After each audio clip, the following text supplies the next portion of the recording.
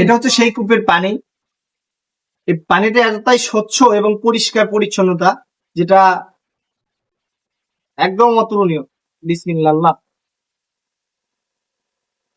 Hello বন্ধুরা, আজকে তোমাদেরকে আমি একটা এমন জিনিস দেখাবো যেটা বাংলাদেশের ভিতরে বগুড়া জেলাতে এমন একটি জিনিস রয়েছে যা দেখে তোমরা সত্যি অবাক হয়ে যাবে। সেই জিনিসটা হচ্ছে আমাদের গ্রামের ঐতিহ্যবাহী একটা কূপ, যে কূপ থেকে বাংলাদেশের অনেক জেলা থেকে এসে মানুষ পানি খেয়ে যায়। আমাদের অনেক বাংলাদেশের সচরাচর দেখা যায় না এরকম কূপ। বাংলাদেশের অনেক কূপ রয়েছে কিন্তু সেগুলোতে পানি থাকে না, কিন্তু আমাদের এই কূপে আহ আজ থেকে প্রায় অনেক বছর আগে থেকে এখানে পানি থাকে। আমার জন্মের পরে থেকে দেখতেছি, এবং আমার যারা পূর্ববর্তী রয়েছে তারাও তাদের জন্মের পর থেকে দেখতেছে। তো এটা একটা অশেষ রহমত আল্লাহ তাআলার, যে এখানে অনেক কিছু পাওয়া যায়। চলেন দেখে আসি সেই কূপটা।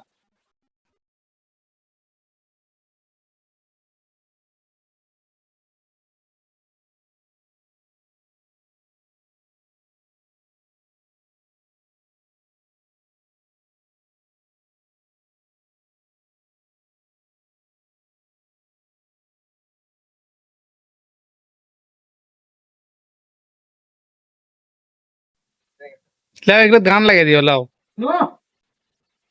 এটা হচ্ছে সেই কূপের পানি। এই পানিটা এতটাই স্বচ্ছ এবং পরিষ্কার পরিচ্ছন্নতা, যেটা একদম অতুলনীয়। বিসমিল্লাহ। আমরা দেখা যায় যে কলগুলার পানি বা টিউবওয়েলের পানিগুলা অনেক সময় বন্ধ করে। এটার পানি এতটাই স্বচ্ছ যে মানুষ যে মোটরের পানি খায় তার থেকে মনে হয় সুস্বাদু।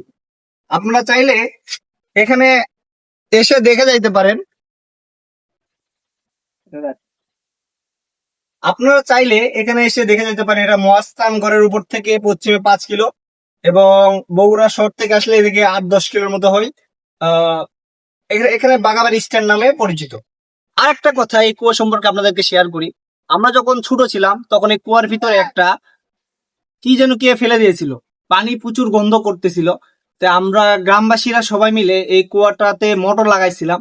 তো মোটর লাগানোর পরে পানিগুলো সারাদিন ধরে উঠতে উঠতে প্রায় 20-30 ফুট গভীরতা হওয়ার পরে আমরা দেখতে পারি আর পানিগুলো শেষ হয় না। তো কোথা থেকে যে পানি আসে এটা একমাত্র আল্লাহ পাক জানে, আর এর গভীরতা কতটুকু আমরাও জানি না। এটা আল্লাহ তাআলার একটা অশেষ রহমতের পানি। তো এই কুয়া সম্পর্কে অনেকে অনেক কিছু বলে, যে এই কূপ থেকে পানি খেয়ে নাকি কারো বাচ্চা হয়েছে, কারো অনেক মনের আশাগুলো পূরণ হয়েছে, এরকম বলে। তবে আমি বিশ্বাস করি এগুলো হচ্ছে আল্লাহ তাআলার একটা জিনিস। তবে এগুলো হচ্ছে একটা, জানি না, আল্লাহ তাআলার একটা রহমত।